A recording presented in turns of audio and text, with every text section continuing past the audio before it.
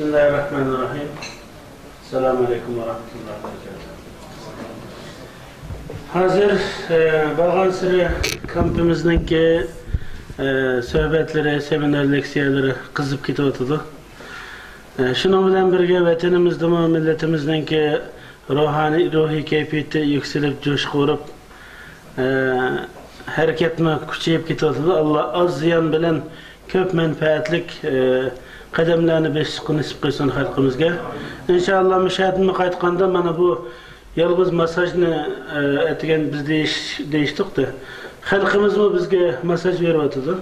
Yani ola hatta aldığımızda gidiyordu yani azat dünyada aslında biz takımcık iş kılımız dep çıkan takım yaxşı işlerini kıygan oldu dep ama ola bizden aldığımızda bir kadem iki kadem aldığımızda gidiyordu. Onun için yukarıda etegende Xitayning Sharqiy Turkistonda yerleş politikası nüfus sağlananki ahvalini ko'zdan kechirdik ve yaşayotgan xalqimizning duch kelayotgan hozir qiyinchiliklari, tahdidlar hammaylar his qilib ko'rib turyapmiz. Onun için menimcha bu yerdan qaytgandan keyin bo'lsa tashkilotdagi qarindoshlar o'z tashkilotini qaytadan to'plab bütün qilgan xizmatlarini yangidan ko'zdan kechirishini biz mi shunday inşallah. Hammaylar bu noktadan en kısa zamanda en yaxshi ishni qanday qilgan oldu.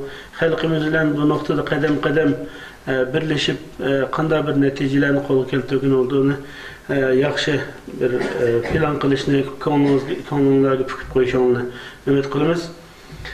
Vaqtimizni isrof qilmaylik. Hozir aramizda Anqaradan kelgan qo'sh erkinlar Profesör, doçent doktor Erkin Ekrem, doçent doktor Erkin Ahmet aramızda. Bunlar her daim bu Türkiye'de başka hem yerde kılavatdı faaliyetine. Her konuda kıyada şunlar ilmi muhakeme cihanlar olsa yinimizden yer elip hizmetli nayet yakşı kollap kuvvetlip kilovatkan hocalarımız, muallimlerimiz. Bunlarını tekrar karşılığımız, minnettarlığımızı bildirimiz. Doktor Erkin Ahmet Ankara Üniversitesi Dil ve Tarih Fakültesi hazırki zaman Uygur Dili Kafedrası okutkucusu. Özüne bugünkü temisi Şarkı Türkistan halkı duç kelayotgan tehditler ve takabül turuş usulleri mavzusida leksiyasını sunmakçı. Sahneye teklif kıldı. Bu yerde sizler bilen ikinci katım bir yerge cem buluşumuz. Onun için ben bütün dünyadan kelgen Uygur qarindaşlarımız bilen bu yerde cem boğallığım için Allah'ın salamı bilen hemmanlarını salamlayman. Selamun aleyküm. Şimdi bugün ben ettigen Ankara'dan ayrılıştım burun bir telefon geldi. O telefonda her telefon gelse vatanda çokum bir iş boptu dep hemmemizden jürüge çıkıldaydı. Bugün 10 şehit Uygurlardan 10 şehit boptu Turpan, Lemcin'de.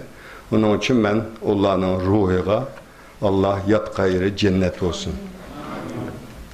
Hem de tema biraz uzun ama ben özüm okutkucu oğaçka okuğuçular 45 minutla ders anlaydı.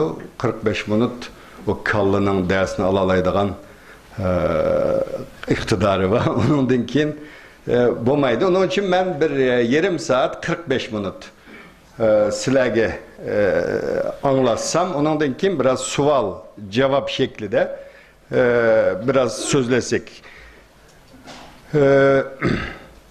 Benimki timamdan köpe 2 günden yakı ben ayağa karadım.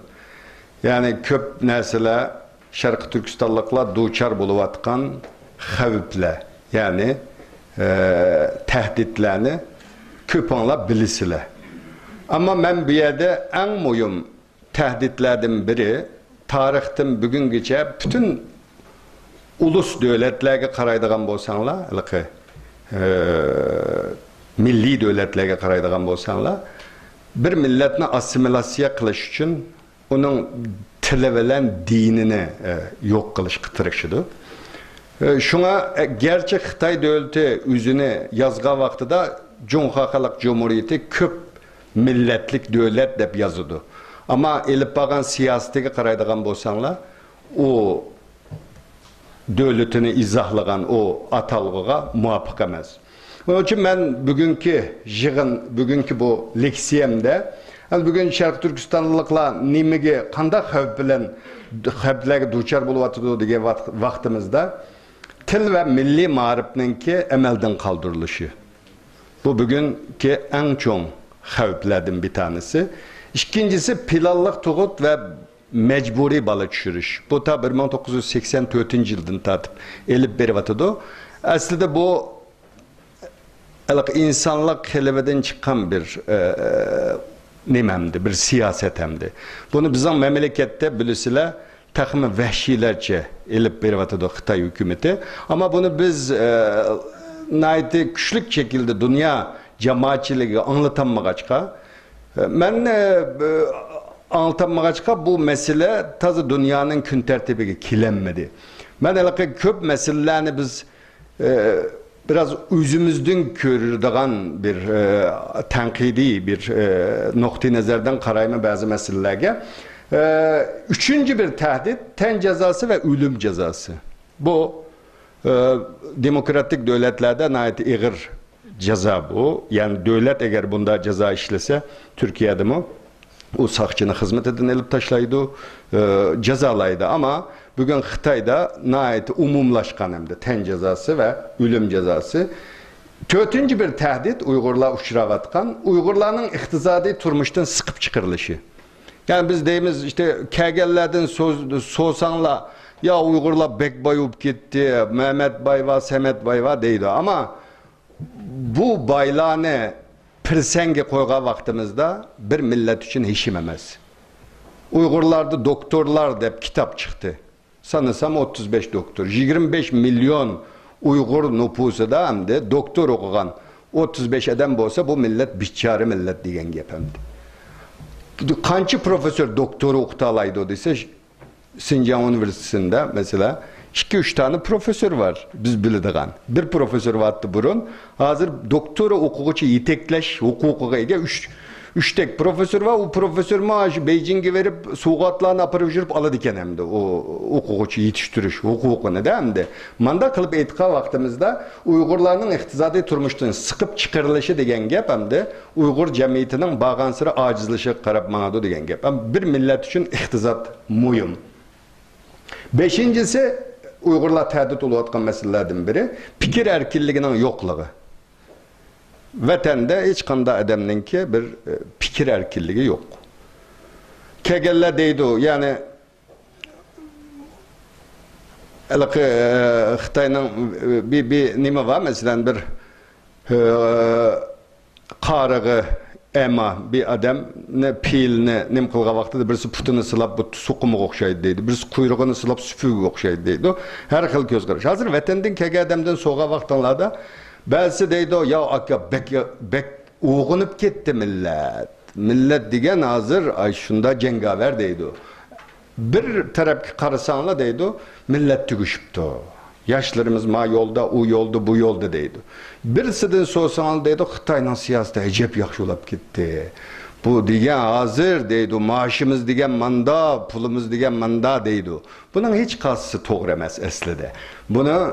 Bunu tenkidi şekilde, bu vakti bir resmi anket kılıp tekşürüş imkanımız mı yok vatanda. Dolayısıyla bu biz Muşunda jığıllarda münakış kıldığın meselelerden biri. Vatanın, halkının iktisadi fikir erkilliği yok. Bir de 6. tehdit muhit bulgunuşu. Şimdi muhit bulgunuşu biraz millette kusak tuyup, biraz turmuş seviyesi yukarı götürülgenden keyin işte futbolga kızıqıdığanlar çıkadı.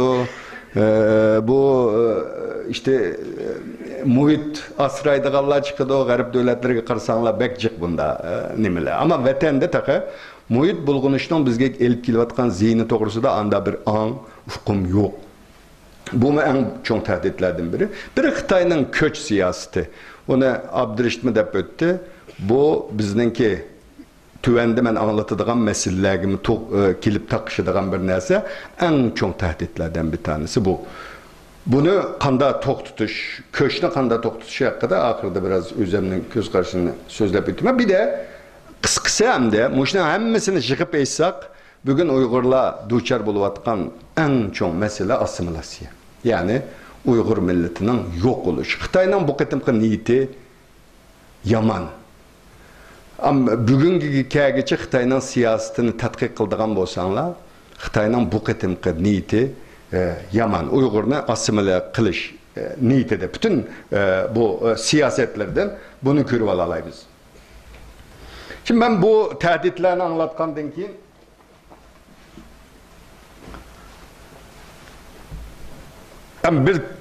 ben başta dep öttüm.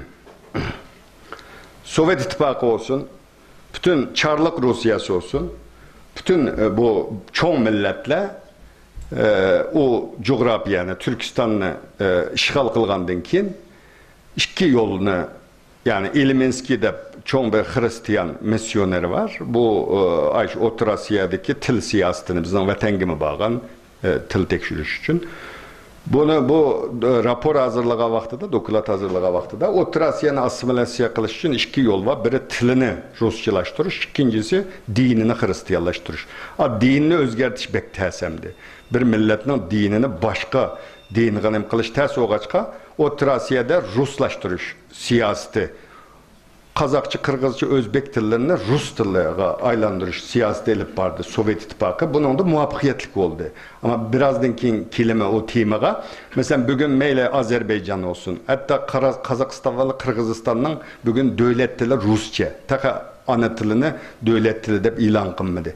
Özbekistan, Türkmenistan, Azerbaycan o öz tilini devlet dili de ilan kılgan bolsu mu? Prestij til degenimiz, abroyluk til, hakim til, yanıla Rusça. Yani biraz bay olgan adamlar ballarını Rusça mektep verirdi, Rusça'da okusa, yaxşı hizmet yapıyordu, tahkikiçe bu tille hakim.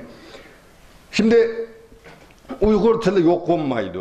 Uygurlar degen her güz tilini yokutup koyduğun millet emas dep, şu bazı geplerini anlaymadı.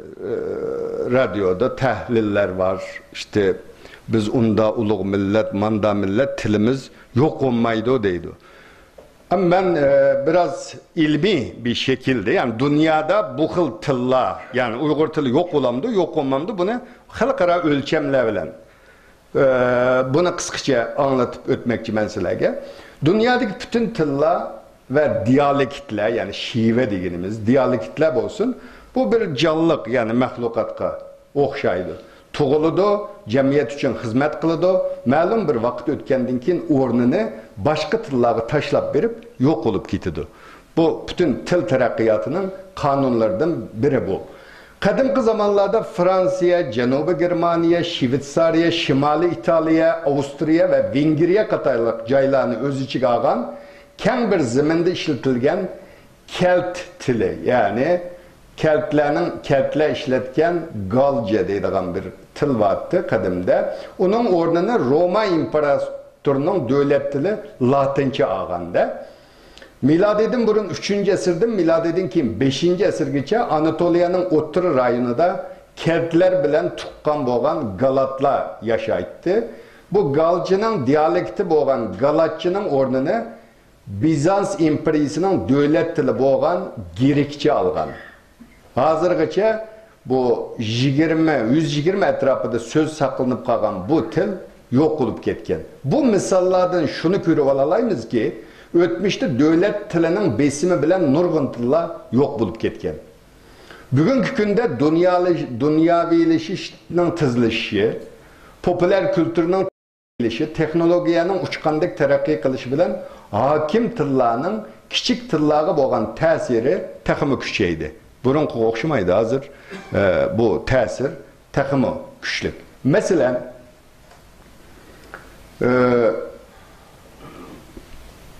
hakim tillarını ügünüş iktisadi cihetten faydalıp gelmekte. Yani bugün mesela meyli Türkiye'de olsun, meyli Avrupa'daki nurgun devletlerde bazı üniversitelerinin tili İngilizce. Türkiye müstakil devlet, devlet dili Türkçe. Ama birkaç tane üniversitede İngiliz, bütün dersler İngiliz dili. Niçin? Çünkü balımız okusa yaxşı hizmet tapıdı. İngilizce öğrensin deydi. Türkçe mektaplara vermeydi. Şimdi dünya nüfusunun bakın dünyada 6900 tane tıl var. Bugün yaşavatkan 6900 tıl var.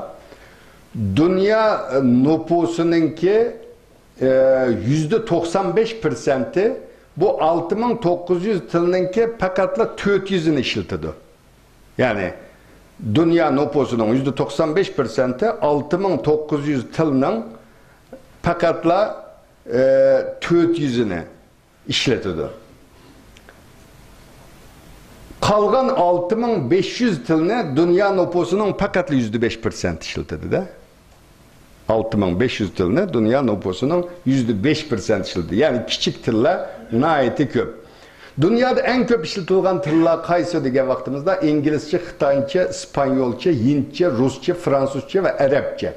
Yani dünyada en köp tıl yok oluvatkan tıl rayonu Arapça, Xitayca, Rusça, Arapça tıllar işletilgan rayonlarda en köp tıl yok oluvatkan gepemdi.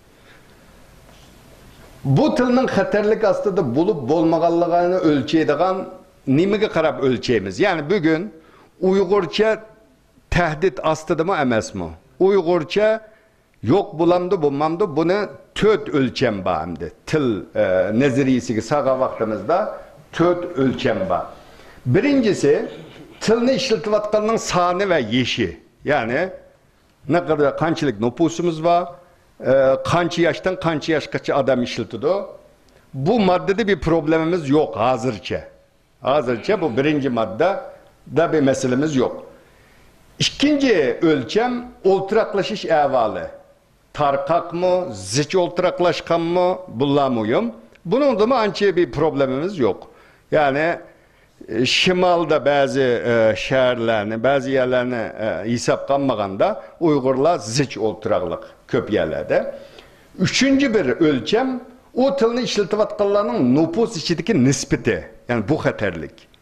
Hazır Xitay'ın köç siyaseti eğer bugün biz deyimiz yeni nüfus nimisiga qaraganda 13 milyon 500 min etrafıda Uygur var şeklinde keyin en ahırkı rakam bu oluşu lazım.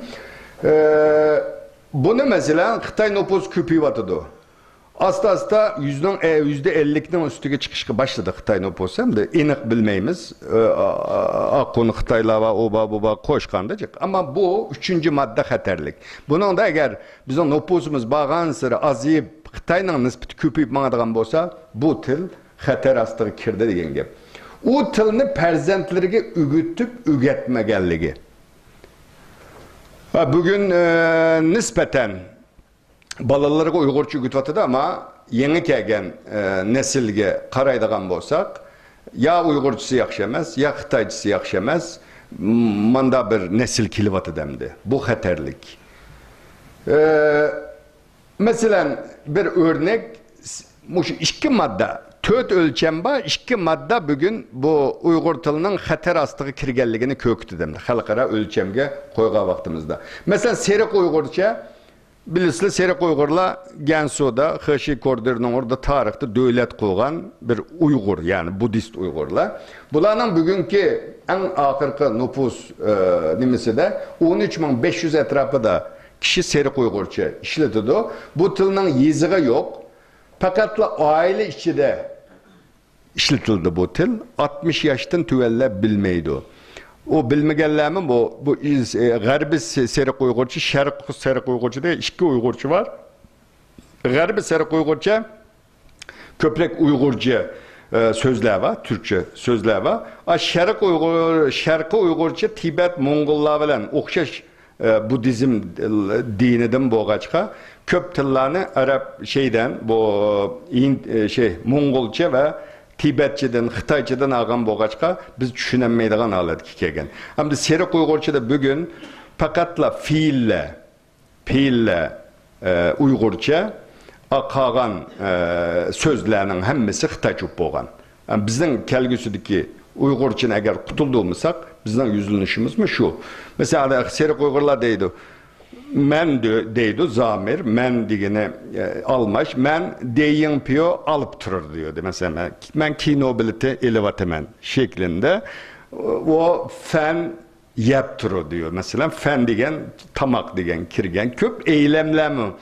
Men okulda şu işi kılıp durur diye mesela eylem, fiilleme kirgende Uygurca bu xatarlik. Yani bu bir til eğer 50 yaştan tüvelle işletişki başlayan aman bu xatarlik demek. Bir tilni yaştış için kançı kişi işletildiğin til buluş gerek. Bu tilşunaslar arasında münazır temiz buluvatkan meselelerden biri. Mezkur tilni işletildiğinlerinin sahne fakat 20, 500 ya ki 1000 kişi kalsa bu til ölmedi deyişki bulamdı. Yani bu tilçiler arasında münazır buluvatkan bir mesele. Dünyada 2 kişi bildiğin tiller var. Ama onu ölme deydi. Yani 2 kişi işledi ölmedi deydi. Çünkü biz Uygurçunu ölmeydi o deyimiz elbette ölmeydi ama kısa vakit olması uzun müddette bu xatarlik. Teknolojiye terakki kılgan bugünkü günde bir tilini işletivatkan kişiler tarkak olturaklaşkan bozumu özara öz tili bilen alakalaşış arkalık tilinin ömrünü uzutalaydı. Ama o tilinin yok buluşunu tusu olamaydı. Yani biz ne kadar tarkak oltursak mı Uygurlar Facebook'ta, internette yani Uygurcu sözleşimiz işletimiz ama bu tilinin yok oluşu ne tusu olamaydı. Bir tilini nim için qoğdap kalımız. Yani bir til nim için saklayımız. Mesela Nur Bekri dedi bayanat bege vakti dedi ki ya Tungan'ın mı tili yok biz nim buludu Uygurçu yokup geçse de bayanat verdi. Yani biz nim için tilini qoğdayımız? Tilinin 2 fonksiyası var. Yani bir millet için tilinin 2 fonksiyası var. Birisi kişilerin günlük turmuşudaki turmuş için hizmet kılış. Yani alaka vasıtısı deyimiz. İkinci fonksiyası olsa o tilinin o kültürünü o kültür bir milletin kültürü, medeniyeti til arkalık kiyinki nesillerge aktarıldı. Uygur kültür, müzik, bale, usul hemmisi de bu tilininki küçük tesiri var. İnsan yaşayan ictimai kurulma til, medeniyet ve cemiyetinin dairesi bile maslışalmaslığı mümkün. Mesela bir hakim til meselesi var bir devlette. Kültür, felsefe hem neyse hakim til bilen çıkarılgan bu ağaçka. Hakim til küçük tillarının üstüde o tilninki yani o milletinin kültür merkezi o tilga merkezleşidir. Onda boğan takdirde azsallık milletler, biz Uygurlar deyimiz, Uygurlar konservatif, yani dindar, milliyetçi, işte örp adetige naiti bağlıq. Manda bir millet de, milletimizin tonuştuğu vaxtıdır, manda tonuşturumuz. Bu naiti toğra. Yani Uygurlarını bugün təsvirlige vaxtımızda, muşunda təsvirleş toğra. Ama emeliyetten imo dige vaxtımızda, özünü men Uygur medeniyetini işte çoğun Uygur milliyetçisi men dindar men o bu diyen adam vatanda bir takım ihtizadi sebepler tüpeydin.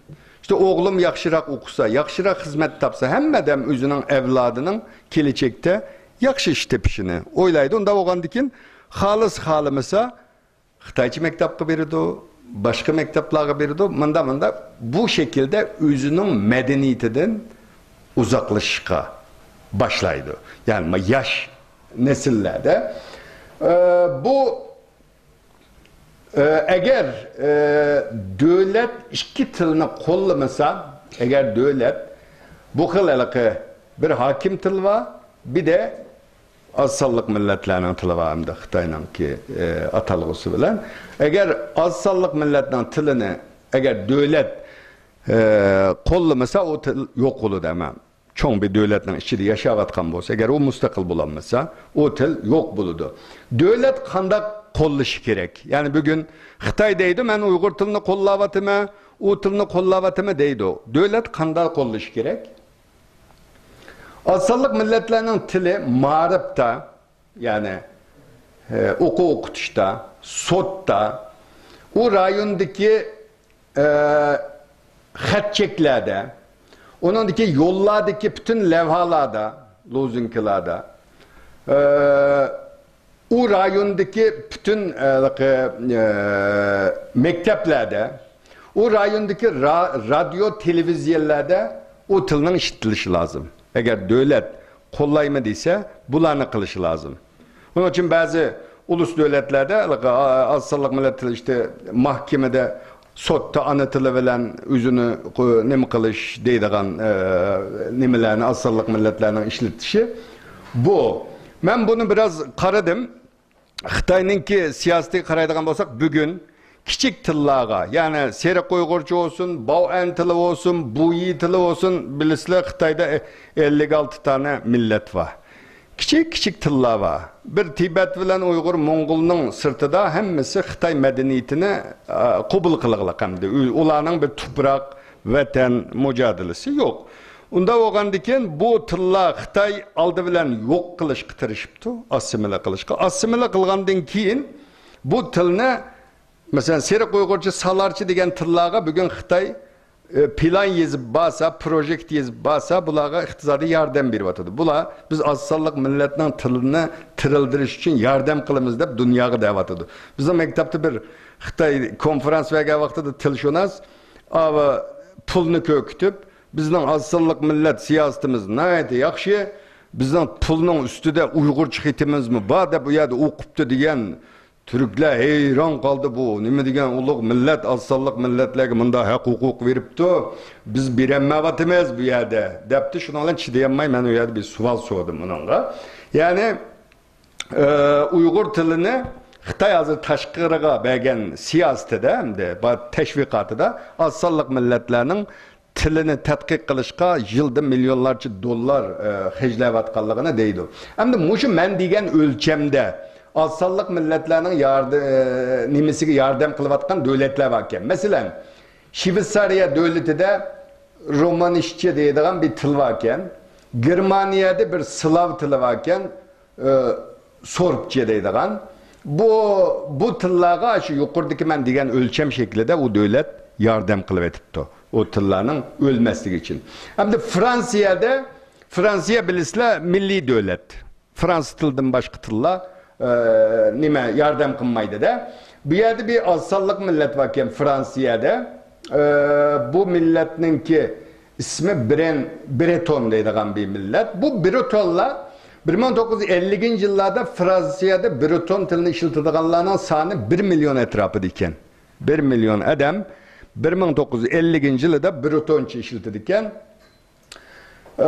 Bugünkü günge kelgende bu adamның bularning soni 170 mingga chiqib qapti. Bu 170 ming adamning ichida hamda 60 yoshdan yuqori bo'lganlar o Bretonchani ishlatadi ekan. Unda bo'lganda bütün nüfusununki, yani Breton nüfusununki faqatla 3% Breton tilini bildiken qolgan bu til yo'q bo'ldi degan gap. Bu tilning o'tmishini tadqiq qilsanglar, aytdi cho'ng tildan kelgan tillardan biri. Eğer devlet yardım qilsa bu şekilde yardım. Bunda bir ahvalda ziyolilar nima qilish kerak? Yani bunlar hammasi aslida biz tartışımızga tegishli narsalar, ama men qisqacha, yani til bu ahvalda mesela ziyolilar nima qilish kerak degan vaqtimizda xatar ostidagi tillarni har xil yo'llar bilan qayd qilish, bununla ilgili kitap yozish, işte bu tadqiqotlarni arxiv material toplash, retlash, bu işlerini qilish lazım. Bunu bilisizlar, tabi 1910'larda, 1905'lerde Malov, işte Gülnar Yarın, Tenişev gibi büyük Türkologlar o yerde köp material toplagan. Hazır Uygur tilini tadqiq qilish uchun bu materiallar tepilmez material. Hem de dünyada Türkiye'deki Milli Kütüphanada var, Til Tarix Coğrafya Fakültesinde var. Şu vaqtdagi bir taşmalık mesela Kaşgar'ın taşmalık, paxtegilik mesela. Taşmalıkның tili bunundan 1930 yıllarda taşmalık qanda gep qildi ekan, gumalıqlar qanda gep qildi ekan deyseniz bu kitapta şu vaqtida xotirlangan. Bu xil ishlarni ko'p qilishimiz lazım. Yani kitap yazışımız lazım. İkincisi bu tillarni universitetlarda o'qitish va tadqiq qilish lazım. Bizning universitetlarda hozir o'qitmayotdi. Qarang, bu nayt ichinishlik bir narsa. Bugün vatanimizdagi hech qanday universitetda qo'sh tillik ma'rif birdamdan keyin kelmanonga qo'sh tillik ma'rif deydi. Qo'sh tillik ma'rifda ikki tilni o'rgatish lazım ama Uyg'ur til adabiyot fakultetlari qilib qoladi. Üçüncüsü de bu tillarni o'rganadigan darslik kitoblarni yozib nashr qilish. Dördüncüsü de bu milletler turist devletlerde mektepler kurup balalarga, yeni perzentlerge Uygur tilini o'rgatish lazım. Bu maddelerini köpeytiş mümkün ama mening hozircha qilishga tegishli xizmatlar degan vaqtimizda buni deyishga bo'ladi. Şimdi Türkiye tillarining ahvoliga kelsak, abiyatimni deb o'tdim, Uyg'urchaning ahvoliga kelsak, 20 yil burun o'z yezig'i bor 25 Türkiye millet battı dünyada, o'zining yezig'i var, edebi tili var. Bizga o'xshash 25 Türkiye millet var. 20 yıl burun birla devlet vardı, Türkiye Cumhuriyeti devleti, devlet tili Türkçeydi. Hazır devlet tili Türkiye tili bo'lgan Azerbaycan var, Özbekistan var, Türkmenistan var, Türkiye var, Kıbrıs, Şimali Kıbrıs Türk Cumhuriyeti var. Bunların devlet dili Türkçe, Kırgızistan bilen Kazakistan takı devlet dili de Rusçını işletiyordu. Bu devletlerde uzun yıllık bu Ruslaştırış siyaseti neticesi de abiyatını dep ötkendek bir yerde tilçiler tekşürüşler elip bağın Azerbaycan'da mı, Özbekistan'da mı hem yerde bu prestij til degen hakim til yani abroyluk til yenila Rusça o nimesine devam kılvatıdır. Şimdi bizge hazır elip berivatkan kıskıça bu ne bir yani bu tilla kanda boğa vaxtıda xatar astıda buldukken bularını kıskıça dep öttüm. Hem de Xitay kanda bir siyaset elip berivatı devletler mesela Xitay demeyelim de mesela dünyadaki devletler til siyasetini kanda kılvatıda Xitay'nın hazırki koşturluk siyasetinin bir ilmi asası var mı diyen vaktimizde til pilallaş bu bir devletin siyaseti. Yani bütün devletlerinin til pilallaş deydiğen bir til siyaseti deydiğen siyaseti buludu.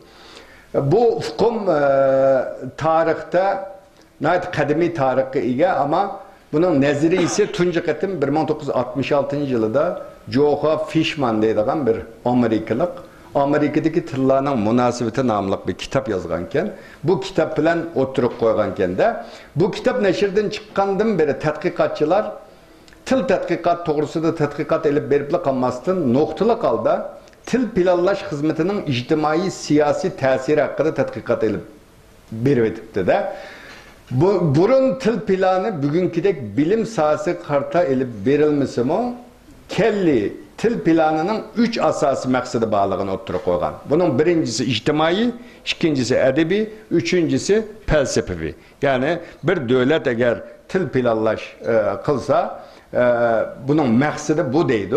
Til planlaş bir cemiyette tilinin özgürüşünü bazı meselelerini hal kılış için elip verildi.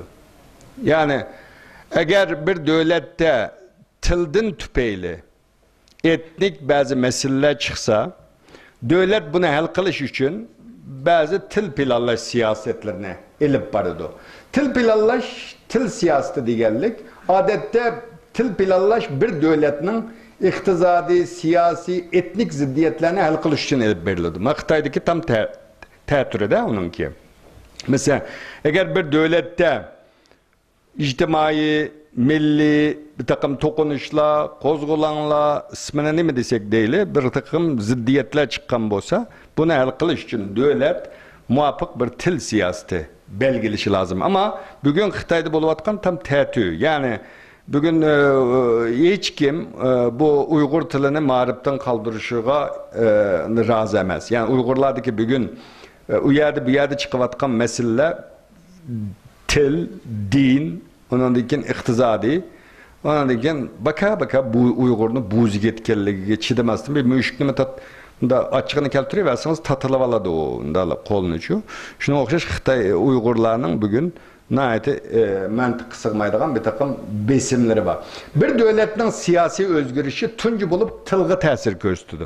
Buni men demasammi köpünler bilüsler. Mesela Xitayda medeniyet inqilabı oldu. Medeniyet inqilabidan keyin Uygur tiliga nurg'un sözler kirdi. Jungu Gongchandang Changwei degan a'zosi deb bir a'zo qolgan nimalar Dang Yuan deydik, Mao Zedong Sishang deydik. Bütün ismini bilmey Xitoycha shu she'rlarni yodlaydik biz kichik vaqtimizda.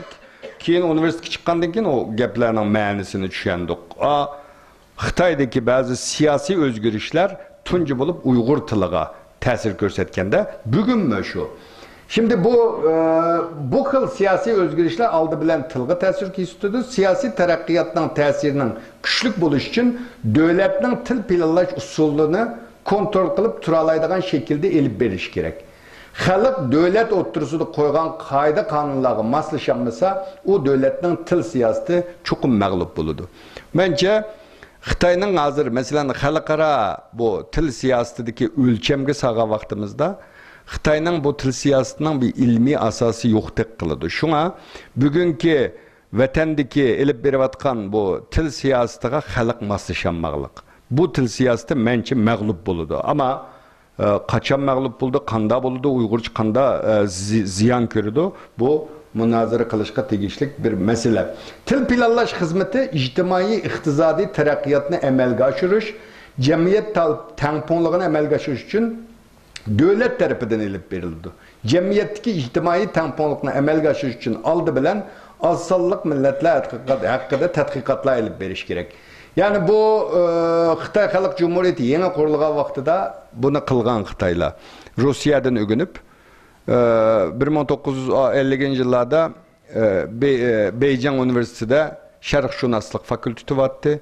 Şərqşünaslık fakülteti kurulgandan keyin 1951'de Merkezi Milletler Üniversitesi ben işlegen, biz okugan o üniversitesine kurdu. Ondan keyin Rusya'dan Tenişev ne geldi? Tenişev danlık bir Türkolog.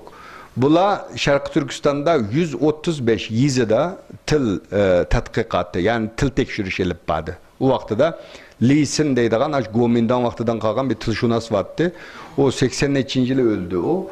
Bunun çiriye acayip Uygur'a okşaydı ama dadısı Xitay, anısı Uygur bir tilşunastı. Şu bizden sakçı mektapları da bütün derslik kitaplarını yazgan eden mu şu Lisin.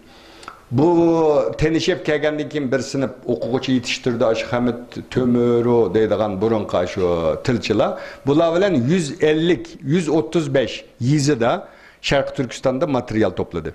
Bu materialni toplab Beijingga apirib, buni retlab, ondan keyin buning qarata Xitoy az sonliq millatlarning til siyosatini elib bormoqchi edi. Angacha 1966-yilgacha onu nim kıldığı vaxtda işte oğunçılığa karşı çıkış, yerlik milletçiliğe karşı çıkışta bazı hareketler başlandı vatanda. Ondan sonra 66'da medeniyet inqilabı deb o Mir Sultan Osmanov Bosuncuq ziyalilarını turmağa taşladı. Şunun bilan bu hizmet kep qalgan. Şimdi ictimai tamponluqni amalga oshirishning ikki türlük yolu var deydi. Biri ya devlet az sonliq millatning o'z tilini qo'llanishga ruxsat qiladi. Yaki bo'lmasa u millatning tilini, kültürünü, hamma narsasini yo'qotishga tirishadi. Bu avval ko'p tillik davlatlarda ko'rilmoqda. Yani dunyodagi nurg'un davlatlarni tadqiq qildigan bo'lsanglar, bu ikki xil hodisani ko'ra olasizlar. Biri az sonliq millatlarning tilini yashitishga tirishish, yana birisi yo'q qilish. Bugungi Xitoyning siyosati ikkinchi yo'l yani. Undaqda til planlash degan vaqtimizda, devletninki til planlash degan vaqtimizda tildeki özgürişlerini aks ettirip bereleydiğen yazık, ölçemlik, ammibab tilini berpa qilish xizmetinden ibaret. Köp tillik devletlerde bolsa, ma'lum bir tilni hakim qilish için ve küçeytiş için g'arazlik ilib berildiğin xizmettir. Yani Xitayning til pilollash siyosatiga qaraydigan bo'lsak, hammasi g'arazlik. Yani bizningki Uyg'ur tili, Uyg'ur edebi tili diyalektlarning eng ko'p ta'siriga uchragan tillardan biri. Bu Xitoy sun'iy holda bizningki masalan imlo lug'atimizda manda bir modda var. Xalq qanday talaffuz qilsa shunday yoziladi deydigan. Dunyoda unday imlo bo'lmaydi. Yani bugün biz tamak deyimiz mesela onun yultuzu tamaktır. Burunki imlada tamağı deyittik, a'ni i'ga o'zgartirdik, q'ni g'ga o'zgartirdik. Tamağı bir chettellik Uyg'urcha o'rgangan vaqtida lug'atdan bu so'zni tab desang 2 saat izlaydi, topolmaydi. Tamık deydigan söz kökü yok. Ama bugünkü keyin bir 2 qatim imla tuzitish bo'ldi. Jiq ilgirlash va hozirgi imlada mesela yatak dese yatıqı, tamıqı, tağğa dese mesela telaffuz qilgan vaqtida taqqı diye telaffuz qilayli. Ama yazga vaqtida taq o jaranglik quroli bo'yicha g qo'shib g'a, tağğa deb yezishimiz lazım, değil mi? Bu bizde mesela her qanday meşhur yazgıçını bunda anlasanlar bu yazgıçı Aqsuliqkan ya Qashqaliqkan deb tushunasizlar. Bu nimaning alameti? Bu şu şivelerning edebi tilga bo'lgan ta'siri.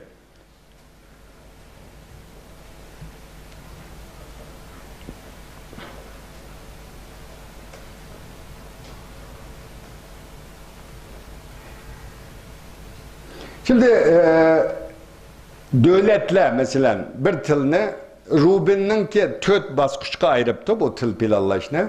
Şu nayti dünyada qabul qilingan bir ölçem.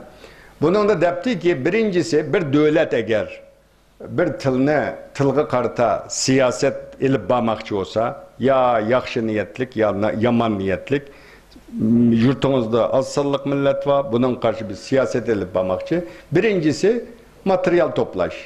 Til planını tüzüştüm burun materyal toplanıdı depti. İkincisi pilallaş. Yani o materyalga qarab yitidigan g'oyani belgileş. Biz bu tilni yok qilamiz mı ya ki terakki qildirimiz mı deb bu devlet o toplagan 50. yıllarda 135 yılda toplagan materyalni Xitoy İctimai Fanlar Akademiyasining az sonliq millatlar bölümü var. Bular tadqiq qildi. Tadqiq qilgandan keyin dedi ki Uygur tilini ya yo'qotishimiz lazım ya bunu terakki qildirishimiz lazım deydi. İkinci planda o plan tuzildi. Üçüncü de icra qilish. Yani bu basqıçta tuzilgan planlarni amalga oshirish. Üçüncü de inkaz. Bu muhim. Mesela biz nima qilamiz deymiz ya. Mesela bunda duçar bo'layotgan xavflar bor. Bununla karşı nima qilamiz degan vaqtida yani diyor ki bir devlet til pilollash siyosetini yo'lga qo'ygandan keyin xalqning bu siyosetga bo'lgan inkosini sinaydi deb deydi 4. bosqichda. Faraz qilgan bilan o'tirg'i chiqqan natijani selishtirdi devlet. Eğer kütülgen netice çıkmasa bunun sebepleri hakkında izlenidi. Eğer xalqning inkası faraz qilgandek bo'lmasa yeni yol xaritasini sizidi. Yani bugün bizden için nayeti muhim. Bakın bunu selqirashqa bo'lmaydi. Bugün abiyatınkı Mustafa Bey'ime dep öttü. Mesela bu til meselesine bizden ammavi teşkilatlarımız ciddi bir mesele kılıp körüp bunu İctimai matbuotlarda her qaysi devlet, parlamento, hamma yerlerde bu Xitoyning bugungi til siyosetini, şu Uyg'ur ma'rifidagi tilni amaldan qoldirish siyosetini kun tartibga kelish lazım. Uyg'urning tili tugisa bu millet tugidi degan gap. Yani bir milletning tili kessa, uning tarixi yo'q bo'lsa, ondan keyin chiriyimiz Uyg'urga o'xshaydi. Onun için içimizdeki o Uygurluk ruh ketdi mi? Yani bunu O'rta Asiyalarda görüş mümkün. Çiriye Türkiye millet ama onun Rus yani. Aynı da uqalimizda. Şu an 4'incisi muhim. 4'incisi de eğer Uygurlar bununla inkaz kaytulsa her xil yollar bilen. Qaranglar mesela bugün Facebook, ben mesela aktif bu Facebook kirdiğen kişilerden biri.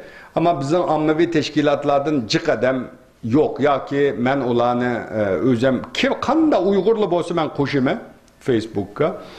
Ama biz bek pasif bunun da. Şunun için benim sizlerden iltimasım Facebook arkalık özel til bayramları da her kanda vakitte Uygur tilini biz halkaranın gün tertibine gelişimiz lazım. Xitay'dan til ziyad. Xitay bugün Xitay mesela ne mi desek değil, Xitay dünyada Birleşken Devletler'deki 5 devletten biri. İktisadi cihetten küçüğüvatıdı, dünyada abroyluk devlet olumu devatıdı, dünyaya mal satımı devatıdı. Onun için biraz abroyma lazım onunla. Eğer biz onun dünyanın her kaysı caylarda bu kılmış siyasetlerini, insanlık kelebeden çıkan bu kılmış siyasetlerini anlatıdığın bolsak, Xitay belki bu til siyasetinde özgürüş buludu. Çünkü hazır küstüvatı da mençi Xitay ço. Yani bu 10 yıl, 15 yılda kanda netice oldu. O neticeye karab Xitay siyasetini yeniden gözden geçiriş lazım. Burun bizden müellimler kiletti. O müşahede konferanslar kiletti. Ya sizlerinin kılvatqa işinler baka iş o Şarkı Türkistan o bu deydiken Xitay degen küçülünüp gitti. Onda işler bilen şugullanğıç kitabını yazıp bunda jümemsizler deydi. Ama keyinki yıllarda kelgen profesörler Xitay qo'sh til meselesinde biraz yumşaydığandek kılıdı. Burunqidek qattiq emas. Biraz yumşavatqandek kılıdı deydiğen geplerini anlaşqa başladık profesörlerin ağzıdan. Doğru mu doğru emas bunu bilmeyimiz. Ama bu xil itirazlar, narazılık tilaqqidiki Xitayning bu siyasetine özgürüşke elip keledi deb o'ylayman. Ama tabii bu 5 minut vaktim kaptı da şimdi ben aslında bu Xitay elip beriyotgan qo'shtillik ma'rifmi bu haqida so'zlamoqchi edim. Buni qisqacha xulosalab o'tib ketay buni. Ya'ni o'lchamlarni ko'rdinglar. Bugun xalqarada demokratik davlatlar az sonliq millat tiliga qanday yordam qildiganligini, qanday yashashligini ko'rdinglar. Bugun bizning mamlakatdagi nimani bilasizlar.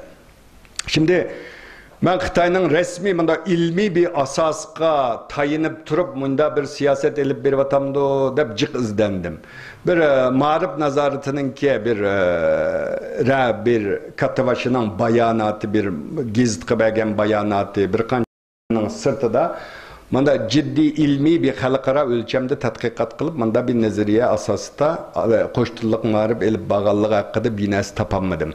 Ama bugün Xitayning ayat elip beriyotgani qo'shtillik ma'rif emas, o yekki tillik ma'rif o. Yani başka Avrupa devletlerinde Avrupa'dan kelganlar yaxshi biladi. 4-5 sınıfgacha shu ana tilda o'gitib, bu dunyoda tilchilarning kinim qilgan narsa. Yani bir bala ana tilini yaxshi bilmagan adam ikkinchi bir tilni yaxshi o'rganolmaydi. Bu ilmiy asosi bor bir narsada hamda. Şuna hazır yüzyıllarda bir kişide kopup Xitayçı ma'rif degendiken burun Xanzuç mektepte okuganlarını örnek köktüklük çok. Xitay ayında makale yazıptı. Cık makale gördüm ben.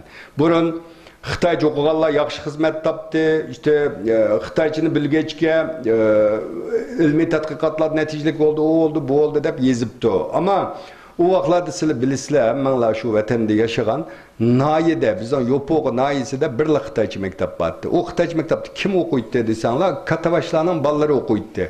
Ya dadısı biraz Xitayçı biletti. Öyge kirse Xitayçımında derslerine yardım kılalaydı. Az okuğucu vardı ama bugün bir Xitay yok yüzyıllarda. Manda bir kişi de Xitayçıga ötkendin kin o nesil ben bunu bir anket kılıp tekşiriş lazım. Hazır o'qishqijik o'quvchilar kelyapti. Ben qarasam, mesela bizim Xitaychini keyin o'rgangan. Xitaychini keyin o'rgangan ama alaqi Uyg'urlar ana tilida yaxshi o'qigandan keyin Xitaycha o'rgansa, o hem ikkinchi bir tilni yaxshi o'rganadi. Matematik, fizik, kimyo bularni faqatla tushunmay o'ltiriliqkan hozir vatanda. Yaman için ishlar. Uning ustiga Xitoy muallimlarmi nayt tuvan Aşiyada eng nachar universitetda o'qigan.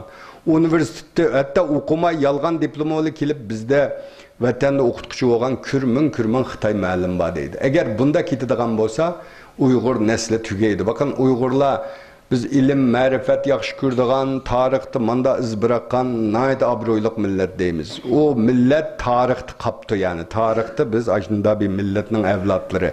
Ama bugün shunga loyiq bo'lish uchun tilimizni qo'g'dab qilishimiz lazım. Bir qancha tane nima qilish lazım deganni men deb o'tib tugitay. Şimdi nima qilish lazımni biraz münazara qilmak lazım aslida bir nima şeklide.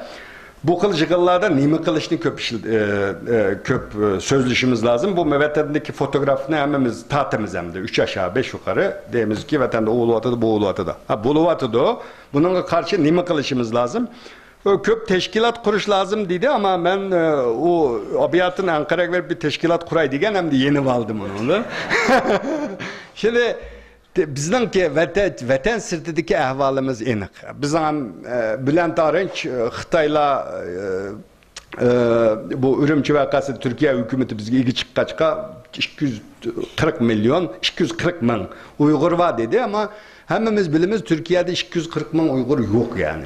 Ha, burun kegen Amasya'da Uygur naisi var, ulanı koşsak hem de buluşu mümkün ama 240 bin Uygur yok. Çettelde köp Uygur bomba çıkar.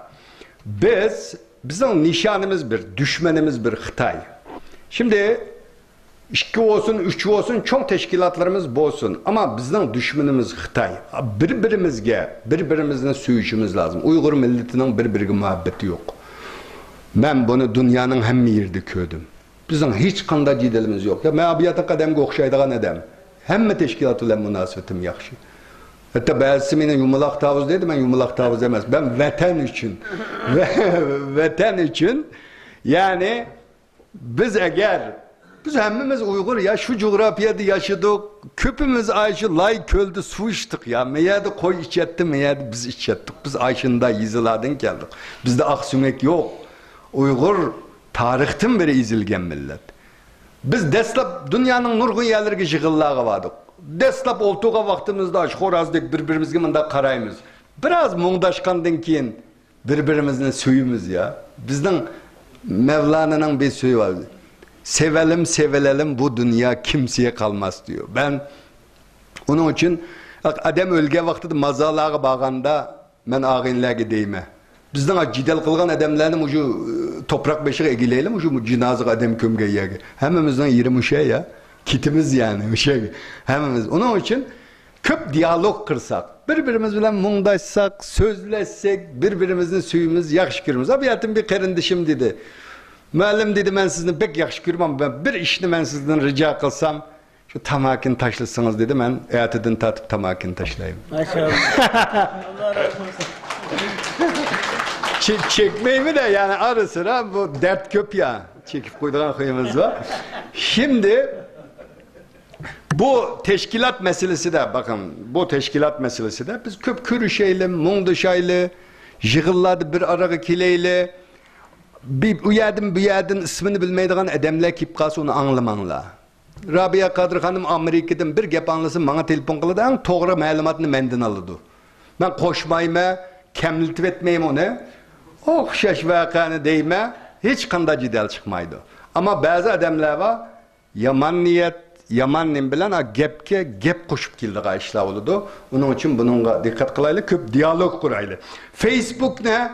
Ben sizlerge ricam, iltimasım, meyli Avrupa'da olsun, meyli Emmeya'da olsun, nerede bolsanlar bolanlar, Erkin Ahmet de yazsanlar, Face'tin mintapısla. Face'te, vatanda buluvatkan, karanlar biz, nimene, nurgun resimler paylaşılvatı da aşağıda. Nurgun edem oluşu da abiyatın digen edem dekço. O teşkilatı jığınatsak kanç edem kilidi, kanç televizyon altıda, Face, naydı mühim, sosyal medya yani ictimai matbuatın yaxşı paydalanayla, teşkilatlar arasındaki hemkarlıkını küçeyteyle, bir de Türklerde pasif direniş deydi ço. Hazır bu nayet suyundürücü bir nese. Facebook'ta Ürümçi'de bir doppunu keygeli koymaptıken ballağa, ertesi uyardı doppunu keydi, bütün Uygur Facebook'ta dop giyip resim koyup taşıya.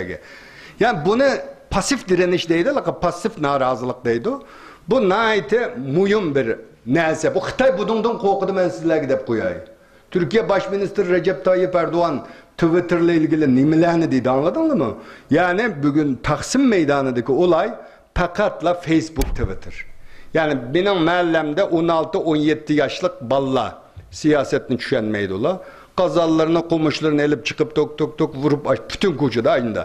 Yani Xitayga biz dünyada şu kılıvatkan siyasetine, şu ictimai metbuatla bilen anlaşsak nayet yakşı olur. En ahırda bu cık teşkilatları deyime. Ben Erkin Asya Radyosu da işlegeçke demeyime yani. Her kandas ammavi teşkilatlarının ki mesulları olsun.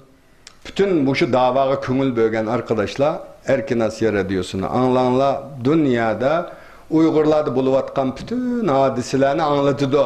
Aldı bilen bilim ilgisi olsak onundaki fikir ilgisi olalayımız. Bizdeki problem ne mi olduysa biz fikir bilim ilgisi olmayı durup fikir bayan kılımızda. Onda oğandaki bu bazı neslerini keltirip çıktı. Onun için davamızı yakşı takip edip nem kılışımız lazım. En ahırda şimdi bizde vatan da olsun, hem yerde olsun pasif direniş var. Pasif direniş var. Ben meyademde bir iki tane kitapның reklamını kılvalayım. Hani 5 yıl Ürümçi vakası ve Şarkı Türkistan degen kitapını Musa Qarı'dan aldık Allah. Bunu biz yani Uygurlar kitap yazanlar dedim ya, mesela değil biz bütün nimelerini bu çettelde buluvatkan muşu tarihçi o asla. Muş sılı kılıvatkan iş kelgüsü de bunu materyal kılıp obdan yazıp kitap aldı koyup kessenler bunu keyinki tarihçiler sizlere baha verdi muş kılgan işinler karap. Onun için biraz muşu davanı yazıp kaldırış lazım. Benim 5 yıl Ürümçi vakası nime için çıktı degen nime değil mi? Dünyada metbuatlarda nime dedi, onu Türkçe yazgan Uygurcusu mu çıktı, bunu Musa Qarı'nın elvasanlı buldu. Yani bir Avrupa'dakiler de Uygurca ügündiğallah olsa, biz ama Uygur tıldan asas da bir mektepte okutuş için bir kitap yazgan, bunu mu ben Musa Qarı'ya verip koyma, şu yerden istisanlar evet pes buldu. Yani biri bu pasif direniş dedik ya, bizden edebiyatımızda, şiirlerimizde, destanlarımızda, hem neside bir Xitayga narazılık var. Tarihten bugünkü var. Ama bunu biz bir çoğun bir hareketke aylandıran mavatimizde. Şuna Xitay bizni aylandırmasın deyip şu Facebook, haber kanallarını kısıp kılıştık sebep şu. Biz mesela diyelim ben İsam Golcu'nun meşhur Uygurlarının ki İsam kurbanı var. İsam kurban bilisler. Bunun latifelerini tetkik kılgandım. Bunu tekşirip çıkandım. Şimdi bu kitap Türkiye'de neşir kılındı. Bu yerde acayip bir İsam Golcu'daki bu meşrep olsun, bizde naiti isil eneneler var. Bunu dünyaya tanıtışımız lazım. Bu meşrepler de sözleydikken bir mektepte oturuşuna, kopuşuna, yiyişine, şapşıp kılma, yiyişine, hemen imene ürütüdükken. Kastı gilastikini takıgan bolsa şu gilastikini keltirip lam, bunun dinken doğru gilastik takaşını ürütüdükken bir mektep, ahlak mektebi yani. Nima kılıç çoğunluğa kanda hürmet kılış lazım. Bunun da mı naiti yakşı latifeler var. Yani Uygurlarınki Xitay'ın elip berivatkan besim siyasetini. Şu an bir latife bilen sözümünü tüketmekçi. Şimdi bu 3. umumi yığından keyin Xitay biraz uç siyaset elip berip Uygurlar doppusunu kiyeleydiğen işte biraz erkilleşti ya 80. yıldan keyin biraz bir rahatlama oldu. Bir gün İsam doppusunu kiyip işki kepti de depti ki o da Van deydiğen bir Van şucu varken depti o İsam acep yarışıptı bu doppan. Bunda kiyiplam jusan bulmamdı bu milli doppu ne dese İsam depti ki hiçbir vakit beşimizni boş koymadanlar ki kiyeyle depti. Yani bunun da neydi çonkur bir felsefe. Bunu Türklerge tercüme kılsanlar külmeydi. Nimişka çünkü bizge medeniyet inkılabı da mozikeyi düğenli olabilmeydi de kalpakeyi düğenli. Bu da bir halkımızda da bu pasif direniş var yani. narazılık bildiriş, hükümetki narazılık bulup hemmenimizde var. Anlığanlar için köp rahmet. Yana bir katım Türkiye'ye hoş gelipsizler deyip sözümünü bitirey. Rahmet sizlerge. Doktor Erkin Mehmet Efendi'ye rahmet eytimiz. Mehmet yaxşı tepsili leksiyasını yaxşı anlattı. Vakti tüyde. Sual soraş vaktini mi tüketti? Ama 2 manat verimize geliriz. Bir adam günüm. Sual sorayım olmaz. Ha, yeni haber, ertegen bana telefon geldi. Doğru haberini Turpanlıktan aldım. Turpan'dan ki Lükçün degen yerde Piçan'dan Lemcin izisi iken ya Uygurlar en köp olturaklaşkan yerken ertegen 6'da bir grup Uygur aldı bilen Halk Hükümeti'nin binasını verip üyedin sakçı idaresi verip kollardı piçak 17 adamını öldürüptü. Bana kelgen o Turpanlıktan algan haberde onun 9 nime sakçı yana 8 normal halk une hücum kılıp kirgenlerden bulup cami 27 adam ölüptü. 10 bizningki şehitlerimiz Allah rahmet eylesin. My Lord, my sins are like the highest mountain. My good deeds are very few, they're like